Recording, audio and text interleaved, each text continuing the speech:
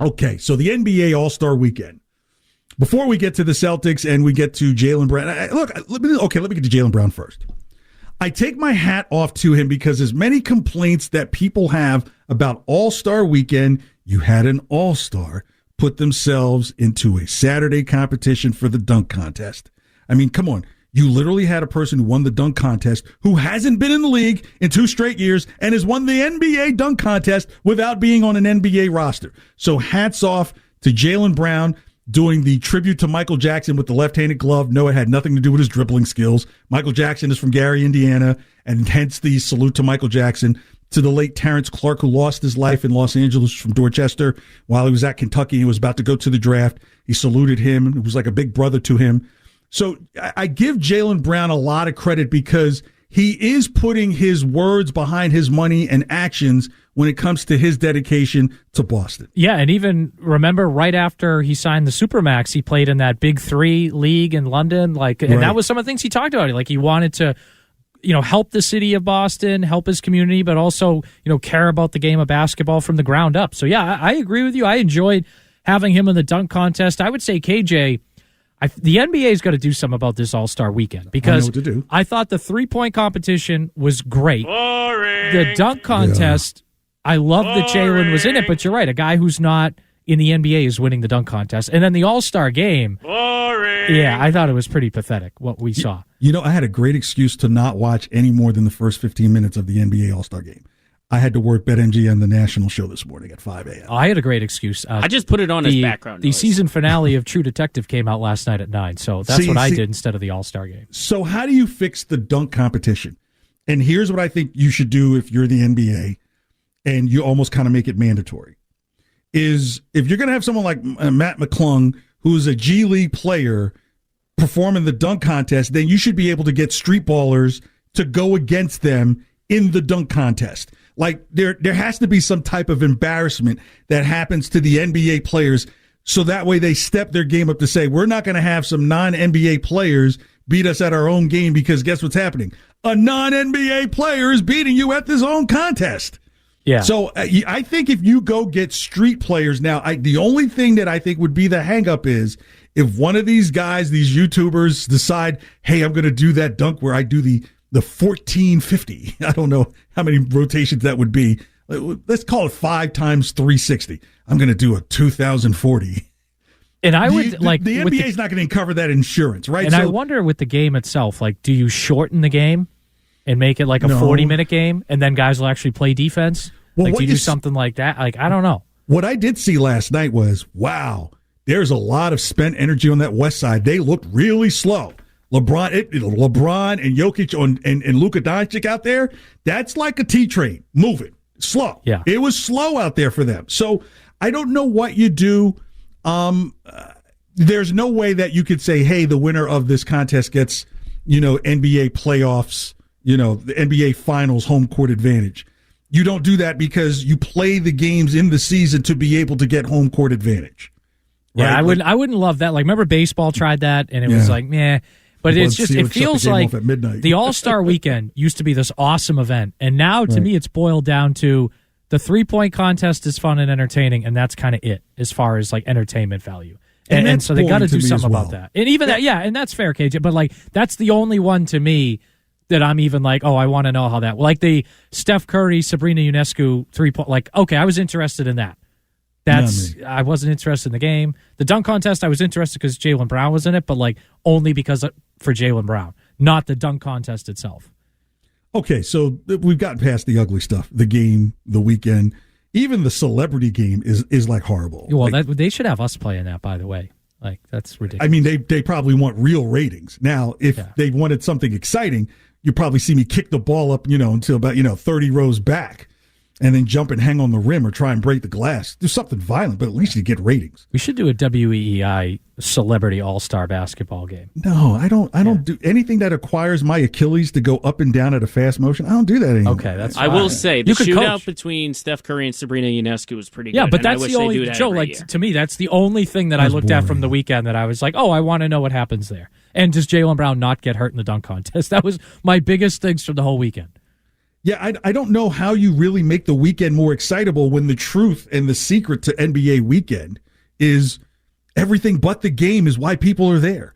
So even what's the guy's name that plays That's for Minnesota? That's when Kyrie Edwards. and Durant planned their escape to Brooklyn together. Right. They're like, hey, look, I think that, this is just a break for us. So they're not really going to go hard in the game. And there's nothing that you're going to be able to make the players do that when it's been decided by the league that it's a break. So I don't know how you do this. Do you go like little league rules where you have to take like 3 like end of bench players and stick them in the game to compete? You put Obi out there or something. I don't know. That's right. Like I said, I wonder if you shorten the game. Like if they only have to play 35 minutes, but either they play that or hard, you got to increase the cash prize. Like I know for the in-season tournament, they got $500,000. You might need to go to like $750,000. All-Star game MVP gets a supermax. But if you're all those, that's a good idea right there. Because you have to think outside the box. It probably has to be one of those like the winning team splits a pot of say $50 million. Right? Like it's got to be something crazy like that. But then, why run any commercials? You run no commercials because all the $50 million is sitting right over there. Yeah. Let's go to Mike and Danvers. Mike, thank you so much for calling KJ and Lyons. You're on WEEI. Hey, what's going on, guys? Good. So a good fix for the dunk contest. I'm stealing this. I got this from a radio or a podcast or whatever from Rick Bucher. Have you heard of it? I'm sure you've heard of that. Yeah, I know Rick Bucher. So he came up with the idea, and I think it's perfect. Whoever wins the slam dunk contest gets a signature shoe every year. Okay. It sounds good on paper, but what kid is running out to go buy the Mac McClungs? But it's still a collector's item. That's what I'm saying. The Mac McClungs won't be in it. The pros would be in it to get a collector's shoe that would be worth a lot of money if you get a new shoe every year for the dunk contest winner, and they'd make some real money and give them a reason to actually do it. I think it's a great idea. I wouldn't hate that. Like if Jaylen Brown had won the dunk contest and then we got a Jaylen Brown sneaker, like I think that would be kind of cool. Like you're right about the McClung. Like I mean, I don't even know who that guy is outside of the dunk contest. But I think if you got value McClungs. If you got real NBA players in it, and then like what if LeBron won the dunk contest and a LeBron sneaker came up, but it was a dunk contest edition, or a Giannis sneaker like that would be pretty cool. I think. So I think the challenge would be the logistics, right? Like, do you pre-make everybody's shoe and then you reveal what the winner's shoe is? Like, because what's the turnaround time? Like, are you presented with the shoe right away? Now, again, you probably have better lead time if you get people into the game. Then, I don't hate that idea if you know who you would have to get the top players. And so let's say a guy ends up like a double shoe deal, like a double shoe, because he might already have a shoe that's coming out at All-Star game. And now you have a second special edition dunk shoe that's maybe a limited collector's item. Yeah. So, maybe that helps the dunk contest there. But then you get into, all right, well, what constitutes a 50 versus a 49.5? So then you get into the judging and how objective is it or would it be? Here's an idea from the 774. The best thing to do about the dunk contest, get rid of it. Get rid of it. Yeah. I knew that was coming. Yeah, not a bad idea. But you know what? There's so much money tied to commercials and ad buys and all that. And this is what we kind of joke about, like where, hey, as a listener, you believe you can do this. And then there's a whole nother side of the money and understanding how the money works. And when you understand how the money works, that's why they won't reduce the amount of games in a season.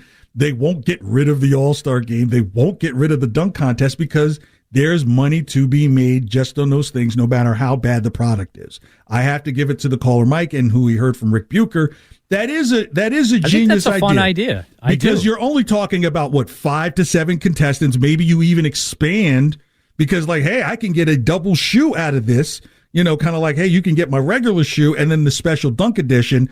And now you're only talking about having to get with 5 to 7 guys. And with design teams, once they are announced they're in the All-Star dunk contest, they would just have to commit as soon as it opens. Yeah, or you could have, like you said, like a pre-designed shoe, and the winner just gets that shoe. And maybe they put their logo on it. Like if Jason Tatum won, the shoe would be a Jordan shoe with the JT logo on it, but the rest of like the colors and the schematics would be the same for pretty much anyone, and then maybe you could turn it around. From the money side, that could happen because then you could get investment in terms of advertising just in the process of making the shoe, right? Like you could sell that as this is the shoe. If so-and-so wins, this is the dunk shoe that you would be able to collect.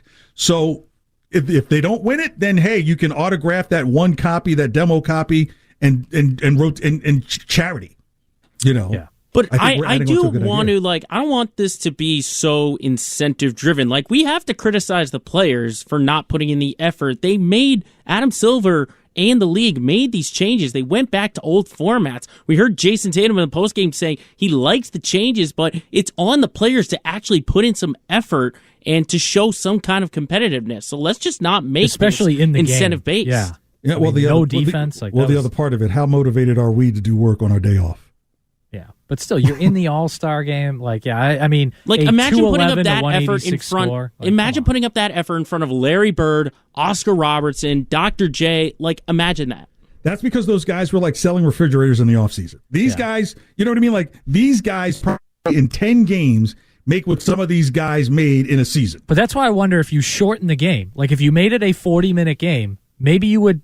2 20-minute halves? Yeah, maybe you would get more high-end defensive effort because guys now, load management's a thing, but also the NBA is a way more endurance and running base than it was 15 years ago, 30 years ago, 40 years ago. So these guys are so worried about conserving their bodies. Maybe if you have less time, they'll go harder on the defensive end.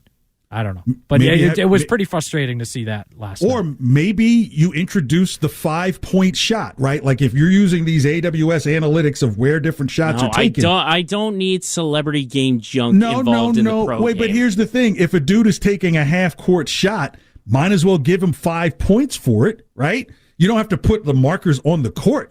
But you'll say, hey, okay, anything from behind here is a 5-point shot.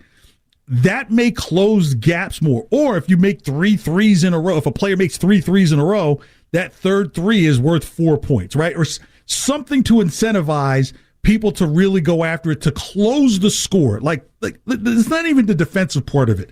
To not have one of the teams lose by 25 points. That's not an all-star game. That's, back when you played Little League, it was kind of the best team playing against the stars of the rest of the league. And the team always still won because we beat all these guys. They're just getting it together. So nobody wants to see a game where people lose by 25. If it's a competitive game, it doesn't even have to be something defensive. The score just has to be close. Yeah, I still don't like the total lack of defense though. That was annoying to me. That's why I'm glad True Detective came out at 9:00. Yeah, so I just watched that. I also didn't buy Playboy magazines when I turned 18 just to read the articles. So, in one side of the coin and another, some people don't want to watch the All-Star game for defense. And I'm not saying it's going to be a whole, but you had guys out there just standing there. It's come on, give me something. Well, I'll tell you what, we'll give you a break here because those same things that we talk about paying commercials, those are next. And then we wrap up KJ and Lions here, getting ready for Jones and Mego at 2 here on WEEI. Good President's Day to you.